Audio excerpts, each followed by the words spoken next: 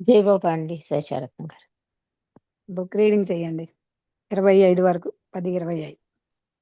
జై బాబా అండి. అందరికీ జై బాబా.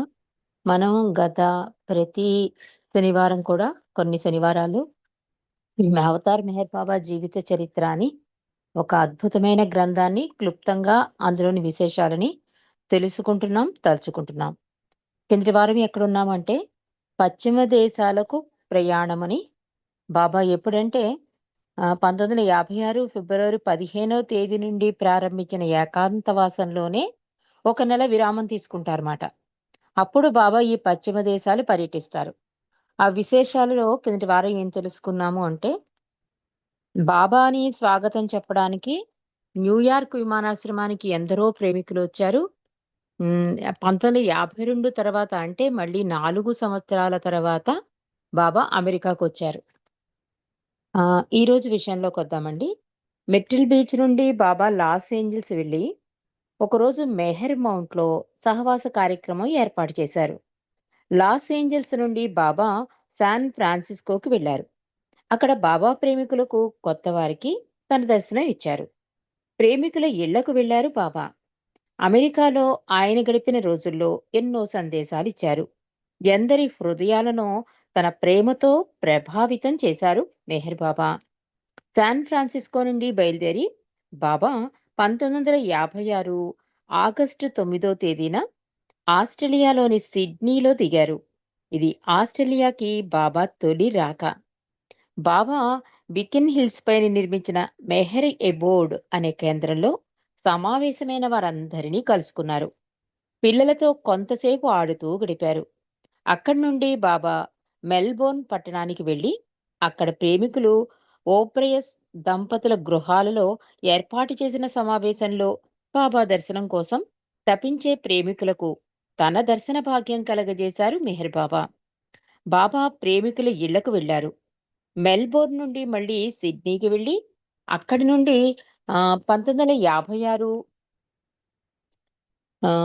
ఆగస్టు 17వ తేదీన బొంబాయికి చేరుకుని అక్కడి నుండి సతారాకు వెళ్లారు మెహర్ బాబా. 1956 సంవత్సరంలో బాబా మస్తుల సాంగత్యం కోసం అనేక పర్యటనలు చేశారు. ఇక బాబా యొక్క రెండవ మోటారు ప్రమాదం, దీని విశేషాలు మనం తెలుసుకుందామండి. అమెరికాలో బాబాకు 1952 మే 24వ తేదీన ఓజాం వద్ద కారు ప్రమాదం జరిగింది. ఆయన తన రక్తాన్ని అమెరికా భూమిపై చిందించారు. ఇక 1956 డిసెంబర్ 2వ తేదీ ఆదివారం నాడు భారత భూభాగంపై రెండవ ప్రమాదం జరిగింది మెహర్ బాబాకి. బాబా పూనాకి వెళ్లి మళ్లీ సతారాకు తిరుగు ప్రయాణం చేస్తున్నారు. ఇరిచి కారు నడుపుతున్నారు. ఇరిచి బాబాను కారులో చాలా దూర ప్రయాణాలకి తీసుకుని వెళ్లి 10,000 మైళ్లకు పైగా కారు నడిపే సమర్థుడైన డ్రైవరు అనిపించుకున్నాడు ఇరిచి. సతారాకు 14 మైళ్ల దూరంలో ఉడతారా అనే గ్రామ సమీపానికి మామూలు వేగంతోనే కారొచ్చింది. రోడ్డుపైన ఎదురుగా మనుషులు గాని ఇతర వాహనాలు గాని ఏమీ అడ్డుగా రాలేదు. ఏ కారణం లేకుండానే కారు అదుపు తప్పి రోడ్డు పక్కన కట్టిన వంతెన గోడకు ఢీకొంది. కారులో ఆసీనుడైన బాబా ఇచ్చ ప్రకారమే జరిగేదానికి ఏ కారణం కావాలి అంటే ఆయన దివ్య ప్రణాళిక ప్రకారం అవన్నీ అలా జరిగిపోతూ ఉంటాయి.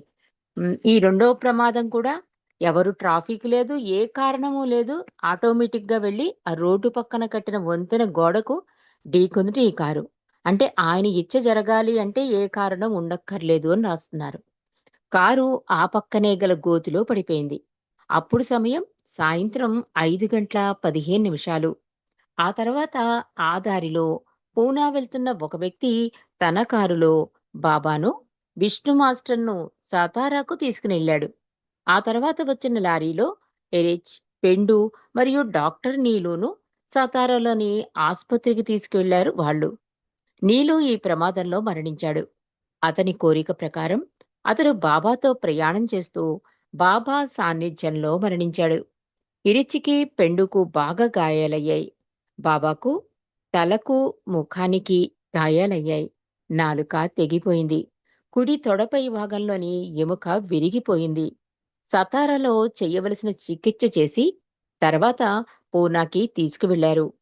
తాననుభవించే బాధ గురించి బాబా ఇలా అన్నారు: మానవులు వారి కర్మ ప్రకారం పడవలసినంత బాధ పడతారు. కొందరు ఇతరులకై బాధపడతారు. సద్గురువులు ప్రపంచం కోసం బాధపడతారు. ప్రమాదాలు గాని ఇతర కారణాల వల్ల గాని అవతారుడైన బాబా శారీరకంగానూ మానసికంగానూ ఆధ్యాత్మికంగానూ మానవ శ్రేయస్సు కోసమే బాధపడతారు అనేది స్పష్టం. బాబా తనకు తగిలిన గాయాల వల్ల కలిగే బాధను గురించి చెబుతూ బాబా ఇలా అన్నారు: హంగేరీ ప్రజలు ఈ మధ్యన ఎంతో బాధపడ్డారు. చాలా మంది గాయపడి చూసే దిక్కులేక రోడ్డుపై పడిపోయి ఉన్నారు. మందులిచ్చేవారు, వారి కోసం బాధపడేవారు, వారిని ప్రేమించేవారు ఎవ్వరూ దగ్గర లేరు. నేను పరుపుపై పడుకొని ఉన్నాను. సేవలు చేయడానికి సన్నిహిత ప్రేమికులంతా ఉన్నారు. నా పరిస్థితి వారితో పోలిస్తే ఎంతో నయం అన్నారు మెహర్ బాబా. ఈ సమయంలోనే ఒకసారి బాబా విరిగిన తుంటి ఎముక వద్ద ఒక సర్కిల్ ఆకారంలో వేలితో సూచించి ఇలా అన్నారు: ఈ చోటులోనే నేటి విశ్వం యావత్తు పడే బాధగా పడే బాధ కేంద్రీకృతమై ఉంది. నేననుభవించే విశ్వవ్యాప్తమైన బాధకిది బాహ్యంగా కనబడే స్వల్ప సంఘటన మాత్రమే అని చెప్పి, అయినా నేను సంతోషంగా ఉన్నాను. ఎందుకంటే అది నేను కావాలనుకున్నట్లుగానే జరిగింది అన్నారు మెహర్ బాబా. పూనాకి వెళ్లే సమయంలోనే బాబా ప్రమాదం జరిగే స్థలం వద్ద కారు ఆపి ఆ స్థలాన్ని కొంతకాలం కిందట తాము క్రికెట్ ఆడిన స్థలమని తన మండలి వారికి చూపించారు మెహర్ బాబా. కానీ ప్రమాదం జరిగిన తర్వాత గాని అసలు విషయం వారికి తెలియలేదు. ఆ తర్వాత డిసెంబర్ మాసం 21, 27 తేదీలలో బాబాకి ప్రీతిపాత్రులైన గాడ్గే మహారాజు ఆలీషా అనే మస్తు మృతి చెందారు. ఇక 1957 ఫిబ్రవరి 12వ తేదీన బాబా మెహరాబాద్కి వెళ్లారు. ఒక్క నిమిషం అండి.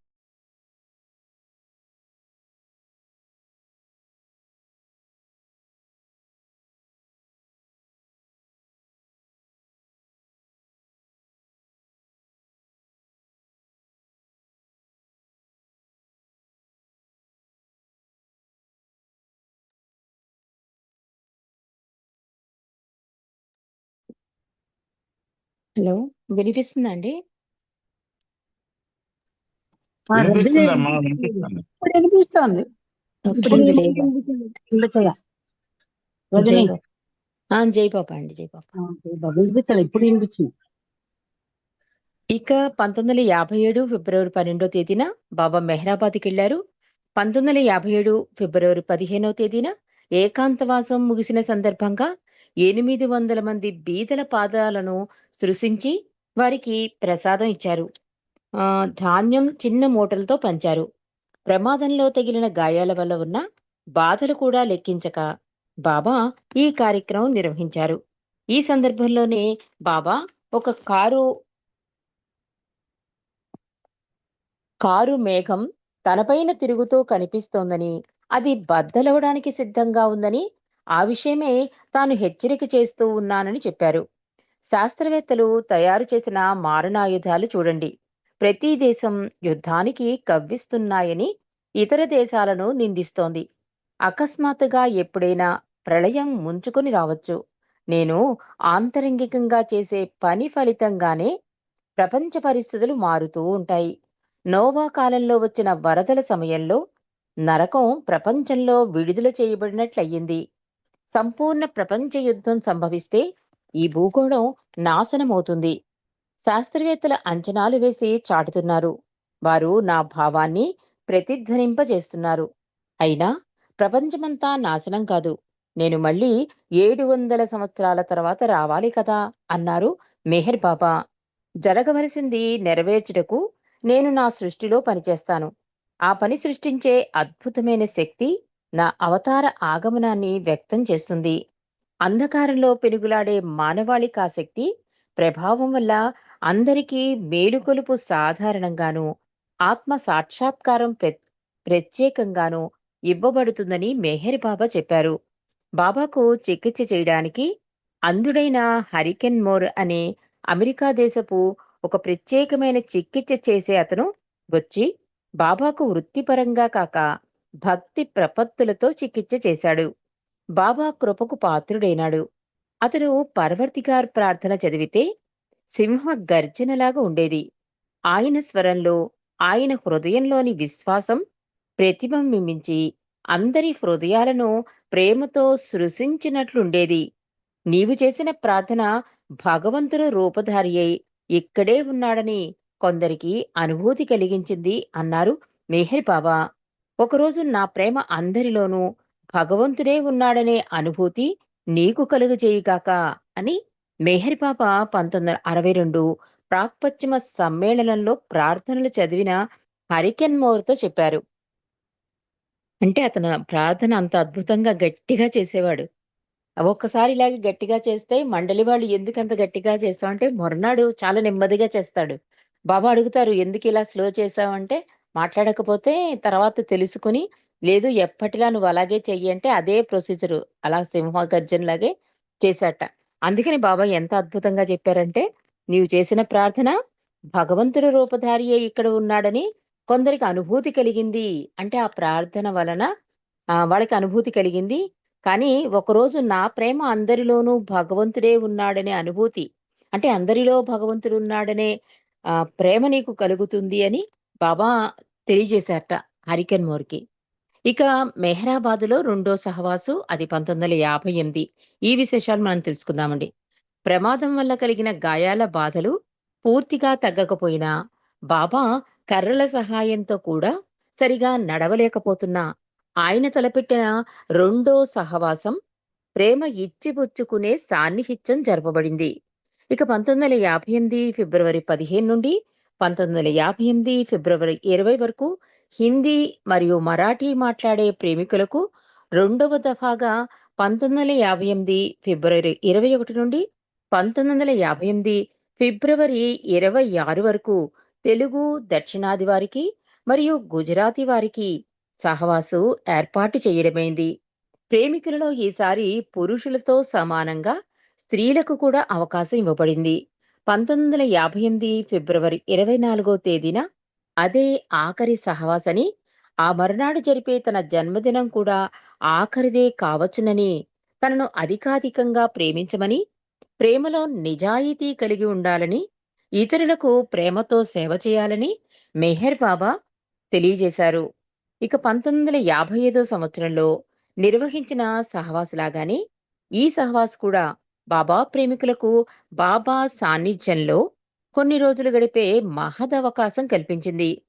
ప్రాపంచిక విషయాలను, సమస్యలను విస్మరించి ప్రేమ సాగరుడైన బాబా సమక్షంలో కన్నులారా ఆయన మందహాసం చిందించిన సుందర వదనమును తిలకిస్తూ ఆయన నుండి ప్రసరించే ప్రేమను పొంది ధన్యులైనారు ఆనాటి సహవాసీలు. బాబా ఎన్నో ఆధ్యాత్మిక విషయాలపై సందేశాలిచ్చారు. అందరినీ ఆలింగనం చేసుకుని పునీతులను గావించారు.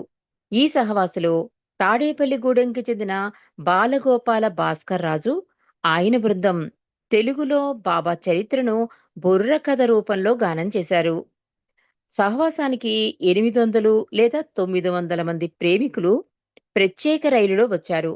వారి సౌకర్యార్థం తిరుగు ప్రయాణంలో రైల్వే అధికారులు ప్రత్యేక రైలును మెహరాబాదు దుని వద్ద ఆపారు. బాబా ప్రేమికులకు వీడ్కోలు చెప్పడానికి మెహరాబాదు కొండ దిగి రైల్వే లైన్ దగ్గరకు వచ్చి బాబా అన్నారు, నన్ను మీతో తీసుకుని వెళ్ళండి, నన్ను అధికాధికంగా ప్రేమించండి, నేను ప్రేమ సాగరుడను అని చెప్పారు. బాబా బా బాబా చెయ్యి ఆ, యా బాబా చెయ్యి ఊపి వీడుకోలు చెబుతుండగా కలిగిన సంతోషాతిశయంతో ప్రేమికులు చేసిన అవతార్ మెహర్ బాబాకి జై అను జయ జయ ధ్వానాలు మిన్నుముట్లగా రైలు కదిలింది. అలా మెహరాబాదు సహవాసు 1958 విశేషాలు చాలా క్లుప్తంగా, అద్భుతంగా మనకు తెలియజేశారండి రామకృష్ణయ్య గారు. ఇక పాశ్చాత్య దేశాలలో సహవాసుల గురించి ఇక్కడ రాస్తున్నారు. మెహరాబాదులో నిర్వహించిన సహవాసులలో భారతదేశంలోని ప్రేమికులకే ఎక్కువ అవకాశం లభించింది. పశ్చిమ దేశవాసులు కూడా తన సహవాస భాగ్యాన్ని కలుగజేయుటకు బాబా అమెరికాలోని మిట్టిల్ బీచ్లో ఆస్ట్రేలియాలో సహవాసం ఇవ్వడానికి మే నెలలో అమెరికాకు వెళ్లారు. బాబా తనతో పాటు డాక్టర్ విలియం డాంకిన్స్, ఆది ఖైరానీ, ఎరిచ్ మరియు నారిమన్ దాదాచాంజీ అను నలుగురిని మాత్రమే తీసుకుని వెళ్లారు. బాబా అన్నారు, నా ఆరోగ్యం దిగజారిపోతున్నా, నా బాధ తీవ్రమ తీవ్రతరమవుతున్నా, నా ప్రేమికులకు సహవాసం ఇవ్వడం కోసమే నేను అమెరికా వస్తున్నాను. నేను అమెరికాలో గాని, ఆస్ట్రేలియాలో గాని నా ఆరోగ్యం గురించి పరీక్షలు గాని, చికిత్సలు గాని చేయించుకోను. అందరూ నా సహవాసాన్ని అనుభవించి, నా ప్రేమను అధికాధికంగా పొందే ప్రయత్నం చేయండి అని బాబా చెప్పారు. అంటే ఈ అమెరికా ప్రయాణం ఏమనుకుంటారంటే, సాధారణంగా ట్రీట్‌మెంట్‌కెళ్తున్నారనుకుంటారు కదా! అందుకని బాబా ముందే చెప్పేశారు. ఈ సహవాసంలో ఎలాంటి చికిత్సలు అలాంటివి ఏమీ వద్దు. కేవలం నా ప్రేమని ఇవ్వడానికి మీ ప్రేమను అందిపుచ్చుకోవడానికే నేనొస్తున్నాను అని నా ప్రేమను అధికాధికంగా పొందే ప్రయత్నం చేయండని బాబా తెలియజేశారు.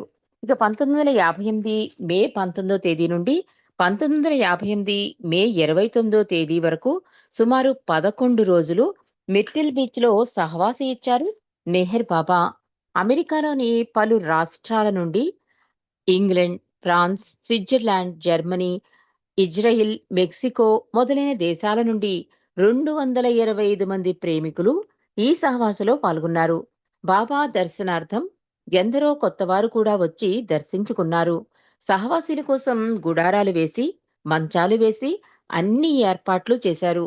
బాబా ఆరోగ్యం దృష్ట్యా డాక్టర్ హరికిన్ మోరు బాబా ప్రేమికులను ఆలింగనం చేసుకోవద్దని, పూలదండలు వేయించుకోవద్దని హెచ్చరించాడు.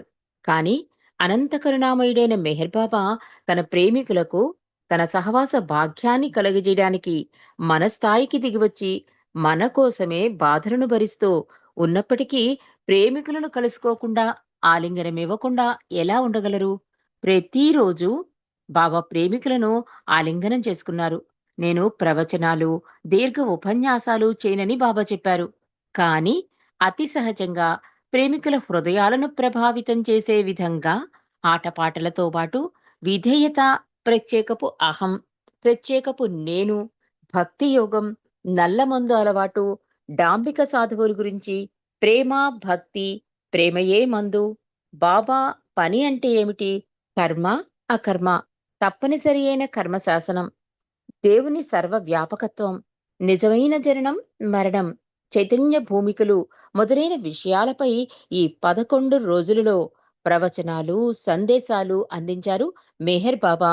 ఈ సహవాసంలోనే అంటే 1958 మే 24వ తేదీన మెట్టిల్ బీచ్‌లో నా వాంఛితము అనే సందేశాన్ని తన ఆదేశంగా ఇచ్చి 2 సార్లు చదివించారు. అందులోని ముఖ్యాంశాలు ఆహ్, లాస్ట్ అంటే చివరి పేజీల్లో వివరించాను అని చెప్తున్నారు ఇక్కడ రామకృష్ణయ్య గారు. బాబా తన ప్రేమికులకు నేను మీ నుండి కోరేది 100కి 100 పాళ్ళు ప్రేమ, విధేయత విధేయత. అలా చేసేవాళ్లే నాకు కావాలి. జీసస్‌గా వచ్చినప్పుడు ఇలాగే అన్నీ వదిలి నా వద్దకు రండి అని చెప్పాను. కృష్ణుడిగా, జొరాస్ట్రుడిగా వచ్చినప్పుడు అదే చెప్పాను. అన్నీ వదిలి రమ్మనగా మీ బాధ్యతలను వదిలి రండి అని అర్థం కాదు. నా ఇచ్చయే మీ ఇచ్చగా మారాలి. నా ఇచ్చయే మీ ఆనందం కావాలి. భగవంతుడనగా అనంతమైన నిజాయితీ. ఆయనను ప్రేమించుటకు మీరు నిజాయితీగా ఉండాలి అని బాబా నొక్కి చెప్పారు. ఇక బాబా వాషింగ్టన్, శాన్ ఫ్రాన్సిస్కోల ద్వారా ఆస్ట్రేలియాకు వెళ్లారు. క్వీన్స్‌లాండ్ రాజధాని అయిన బ్రిస్బేన్‌కు 75 మైళ్ల ఉత్తరాన గల కిల్ కొండపైన గల 80 ఎకరాల అనాస తోటలో రమణీయమైన ప్రకృతి సౌందర్యంతో మనోహరంగా ఉన్న స్థలంలో బాబాకు, మండలి వారికి వసతి ఏర్పాట్లు చేశారు. బాబాతో సహవాసం కోసం విక్టోరియా, న్యూ సౌత్ మొదలగు రాష్ట్రాల నుండి వచ్చిన ప్రేమికులకు గుడారాలను, వసతి భోజన సౌకర్యాలను ఏర్పాటు చేశారు. బాబా 1958 జూన్ 3వ తేదీ ఉదయం ఆ సహవాస స్థలానికి చేరుకున్నారు. 1958 జూన్ 3వ తేదీ నుండి 1958 జూన్ 6వ తేదీ వరకు సుమారు 4 రోజులు బాబా తన సహవాసం కోసం సమావేశమైన ప్రేమికులతో గడిపారు. వారికి వ్యక్తిగతంగాను, సామూహికంగాను దర్శనాలిచ్చి, వారి హృదయాలను ప్రేమతో నింపి 1956 జూన్ 7 తేదీన బయలుదేరి 1900 సారీ ఇదంతా 58 అండి. 56 అని చదువుతున్నాను బై మిస్టేక్. 1958 జూన్ 7 తేదీన బయలుదేరి 1958 జూన్ 8 తేదీన బొంబాయి చేరుకున్నారు బాబా. పాశ్చాత్య ప్రేమికులకు ఈ కింది సందేశం ఇచ్చారు. అదేంటంటే, నన్ను ఉంచుకునే స్థలం హృదయం మాత్రమే. నన్ను మీరు సన్నిహితంగా ఉంచుకోండి. నేను అక్కడ ఎల్లప్పుడూ ఉంటాను అని బాబా ఒక అద్భుత సందేశాన్ని అందించారు. 1958 జూలై 9 తేదీన బాబా మెహ్రాబాద్‌లో సమావేశం ఏర్పాటు చేశారు. దాదాపు 200 మంది ప్రేమికులు పాల్గొన్నారు. బరోడా మహారాణి శాంతాదేవి కూడా ఆ సమావేశానికి వచ్చారు. ఆ రాత్రి బాబా ధుని వెలిగించగా అనావృష్టితో, కరువుతో కొట్టుమిట్టాడుతున్న ఆ ప్రాంతపు ప్రజలకు ఊరట కలిగిస్తూ వర్షం పడింది.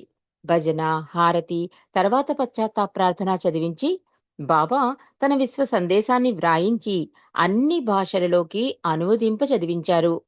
నేను బోధించుటకు రాలేదు, మేల్కొల్పడానికే వచ్చాను. అందుకే ఏ నియమాలను ఏర్పరచడం లేదు అనే వాక్యంతో ప్రారంభమవుతుంది విశ్వ సందేశం. సహవాస కార్యక్రమం తర్వాత బాబా 1959 నుండి 1962 సంవత్సరం వరకు పర్యటనలు తగ్గించుకున్నారు.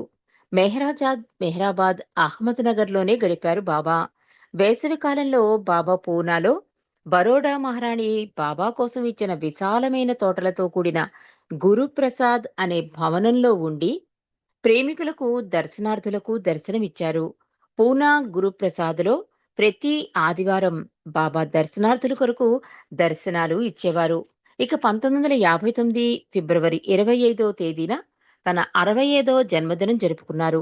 ఈ సందర్భంగా బాబా సందేశమిచ్చారు తన ప్రేమికులకి. బాబా అన్నారు, "ఈ ప్రపంచం నుండి నీవు పారిపోవద్దు. నీ నీచమైన అహంకారం నుండి పారిపో. ప్రపంచాన్ని నీవు త్యాగం చేయవద్దు. నీ నీచ ప్రవృత్తిని త్యాగం చేయి. ఏకాంతం కోసం బయట ఎక్కడా వెతకవద్దు. అది నీలోనే దొరుకుతుంది. ప్రీతమా, నా నిజమైన అనంతాత్మగా నీవు నాకు కనిపించు అని, నీ ఆత్మలో నీవే మౌనంగా ఆక్రోశించు" అని బాబా సందేశమిచ్చారు. బాబా ఎల్లప్పుడూ రాబోయే విపత్తు గురించి, తన మౌన విరమణ గురించి ఇలా అన్నారు, నా అనం నా అంతట నేను మౌన విరమణ చేయను. విశ్వవ్యాప్తమైన విపత్తు నాచే మౌన విరమణ చేయిస్తుంది అని చెప్పించారు అని చెప్పేవారు మెహర్ బాబా.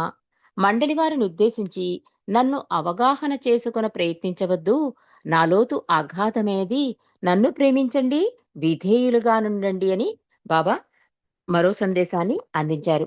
మరి ఇక్కడితో ఈ విశేషాలు ఆపుకుందామండి.